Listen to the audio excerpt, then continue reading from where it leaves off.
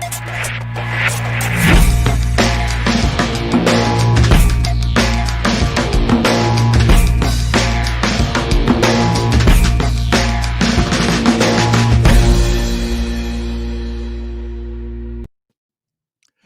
there, everybody. Happy Wednesday. Welcome to Daily Distinction. Glad you are here. Thank you for taking time to join me today. Oh, man. What kind of day are you having today? Everything good? I hope so. Hope you are doing well. So I'm coming in from outside, and I noticed that I took, my walk this morning that I talk about taking a daily walk. And so I get back walking up towards the house, and I see something laying in the driveway. I'm going to show it to you. You ready? The new phone books are here. Now, when I saw this lay there, the first thing I thought of was the scene of Steve Martin in The Jerk. The new phone books are here. The new phone books are here. But then I realized my name isn't even in it because we don't have a landline. We don't use the landline. We just use our mobile phones. And I'm looking at all these ads in the yellow pages, and I'm thinking, does anybody go there anymore? I mean, seriously, let me know in the comments. When was the last time you used the yellow pages? I don't have anything against the yellow pages. It's just I would do a Google search. I mean, if I'm looking for, somebody to help build a fence, I think I would look in Yelp before I would look for an ad. It just struck me. How do you have that business still to this day? I don't know. Interesting. Cheryl says hers is already in the trash. Yeah, that's where mine's going after this. I just thought I wanted to talk about it. I mean, are you in an irrelevant business? I can't believe how many ads are here. Years and years ago,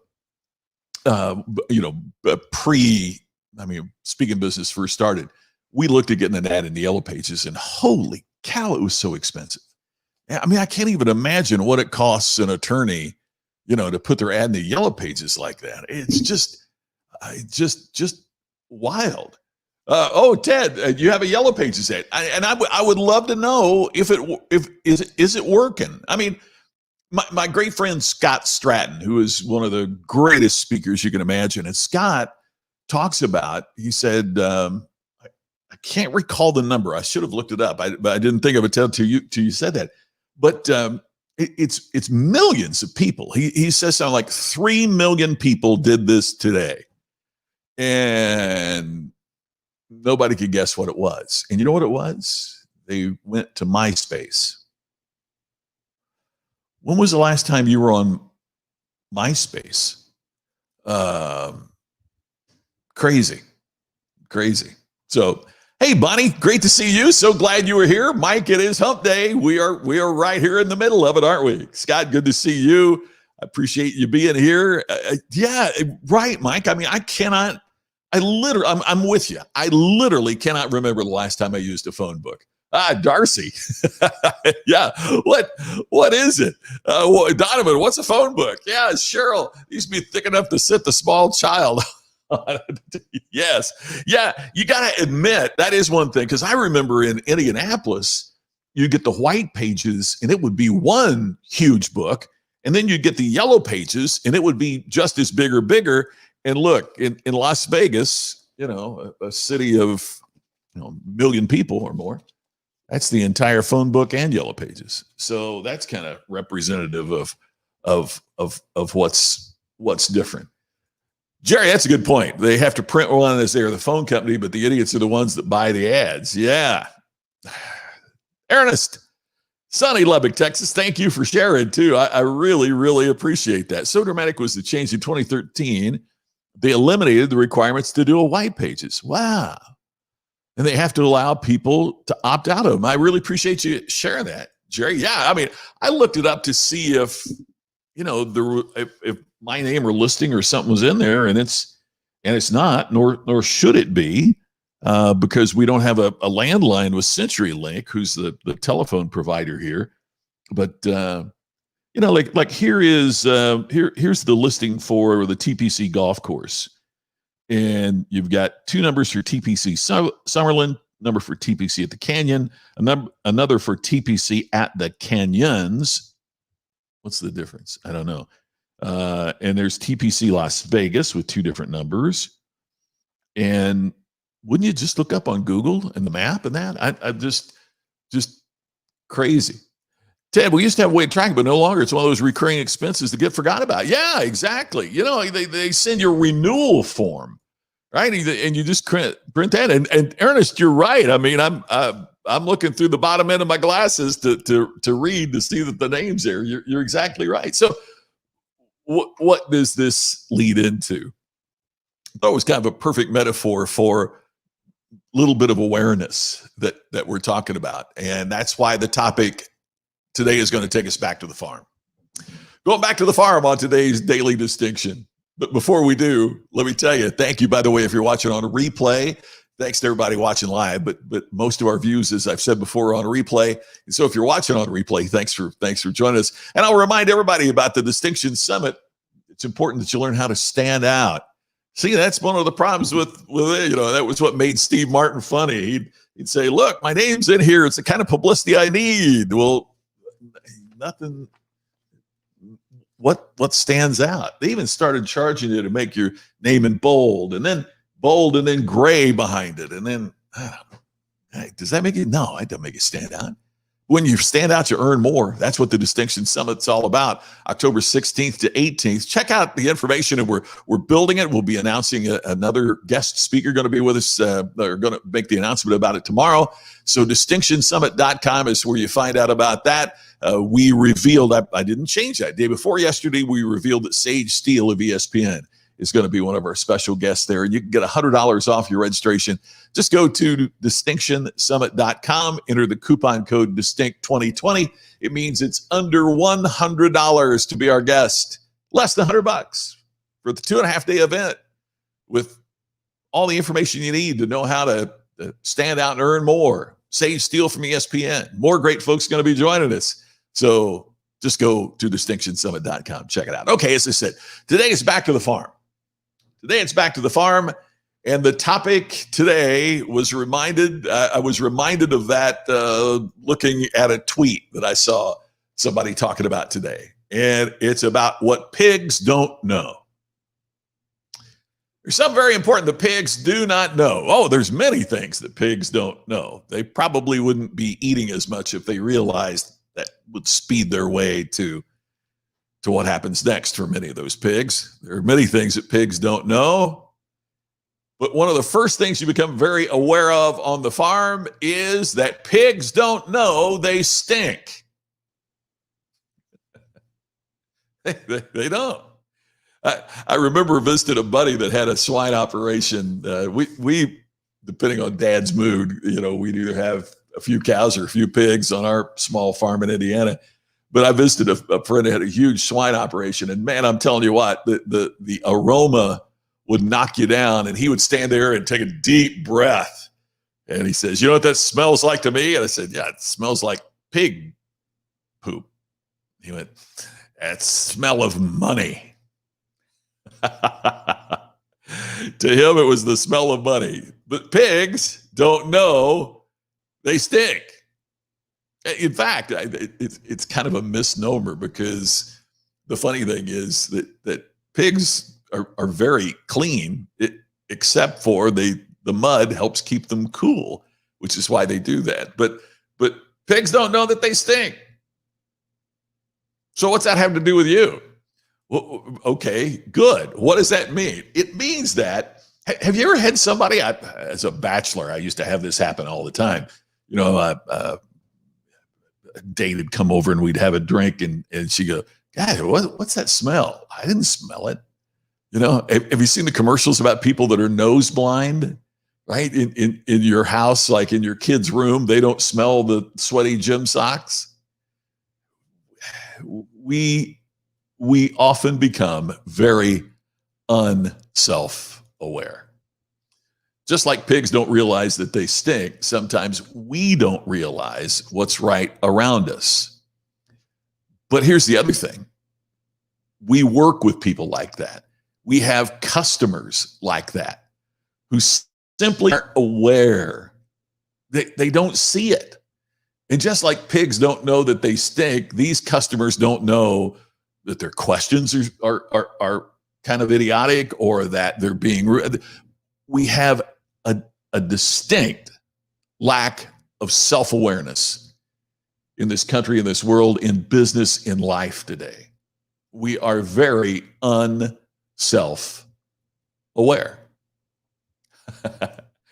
There you go. We smell bacon. Absolutely. Ernest, money. Yeah, that's what my friend said. It's the smell of money. You know, Ernest, in one of the radio jobs I had in Indianapolis, I was in college and I was the part-time farm broadcaster at WIRE. My boss was a guy named Bob Jenkins. And when Bob took off, then I would be the farm broadcaster on Wire Radio in Indianapolis. Bob, one of the great guys of the world, became the voice of the Indianapolis 500. He was the broadcaster that was the main voice of the Indianapolis 500 on radio, and then went to TV with ABC and ESPN.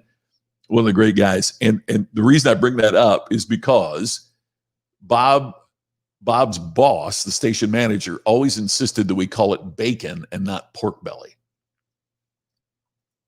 because the urban audience wouldn't respond to a broadcast about pork bellies. So we had to give the price, instead of being pork, bacon that day. So pigs don't know that they stink because pigs don't have self-awareness. But we find that we're often unaware of what's around us. We're so used to it. As that commercial says, we become nose blind. Well, it's the same with our personal characteristics. It's the same with how we do our businesses. It is the same with how we treat people. It is the same with all that. We're often unaware of what's around us, and we're unaware of how people perceive us. So what if there's somebody that you work with that just doesn't get it? What happens if there's somebody that you are a colleague of that just doesn't get it? What happens? What's it like? How do we gain more insight into who we are and how we can perform more effectively? Well, here's what a study published in the Harvard Business Review recently talked about. 70% of people who have colleagues, people they work with, who are unaware of how they're dealing with people, unaware of the bad impression that they might be making, unaware of anything from improper communication to constantly tapping their pen on their coffee cup. 70% of people with unaware colleagues have tried to help them improve, but the next part's the really important part. Only 31% were successful or very successful. Even when you try to help people become aware, people don't respond. They don't respond. And Donovan, you're right. There's no way to get better about being self-aware, and it's an ongoing endeavor on our part, and it takes practice. So therefore, number one, we got to take personal responsibility to be more aware for ourselves. And number two, understand that when we try to help somebody else, most of the time, we have to be prepared that we're not going to be successful, because you don't know what you don't know, right? I mean, if you're unaware of the problem and somebody identifies it for you, you may think there's something wrong with them because you cannot fathom that they're right, because we're defensive. That people are like that. Organizations are like that. In his classic book, The Innovator's Dilemma, Dr. Clayton Christensen talked about how the problem for innovators is once they create an innovation, then all the resources go to defend what's been created. Even improvements become hard because those who innovated, they get defensive. What, you want to change what I've done? What's wrong with it? And they begin, and that's why they get disrupted in the end, is because they spend so much time defending what they've already done that they can't create again. And so somebody else comes along and does it. The classic example, Nokia trying to defend the candy bar phone. Phones are supposed to be that way, and then Apple comes along with something completely different. And you have to sit there and wonder, as I did in the book Iconic, how come Nokia was working 24/7 in phones? For Apple, it was a part-time project. So how did they create it when Nokia didn't? And the reason is because Nokia's goal was to defend what it already had, as opposed to change and be self-aware about what the customer wanted. And by the way, what if you decide not to help the person that's not self-aware? Research at Harvard says among those who decided not to help, only 21% say that they regretted it. That statistic blew me away. Only 21% of people say, yeah, I probably should have helped them out. Crazy. 79% of people went, yeah, I don't regret not helping them out. They probably wouldn't have listened to me anyway. They show me who they are. So if you decide not to help, your chances are pretty good you're not going to regret your decision not to help, which is an amazing paradox in and of itself, isn't it? So the question becomes, what if someone isn't self-aware? What do you do if you have customers, and if you have colleagues, if you have people who have in your personal life, who have a low degree of self-awareness? What do you do? Well, the research from Harvard suggests three things. Number one, reframe their behavior. In other words, think about your perception of their behavior. Is there a way that you can reframe how you see their behavior to put it in a better, more positive perspective? In other words, how you think about their behavior is a significant aspect of this as well. So understanding, Ernest here, that's a great comment, Ernest. You'll just take your chances, go with the majority. Yeah, that's what most of us are doing, right? So if we understand that trying to help usually doesn't, then how do we take care of ourselves? And reframing how we view their behavior. How do you look at it? Is there a way you could put a more positive spin on it? Is there a way that you could think about it differently so it doesn't bother you so much? Is one step you can take. Second, find their humanity. Many years ago, I was in a meeting, and I don't recall the speaker's name. Wasn't a prominent author or anything like that. But one of the things the speaker said has always stuck with me. And it was just this very simple thing. If I had lived exactly the same life that you have lived, I would probably act and behave almost identically to how you act and behave. And for some reason, that really struck me. And I think the primary reason is I'd never really considered that before. That if someone acted the way they act, there's something that got them there.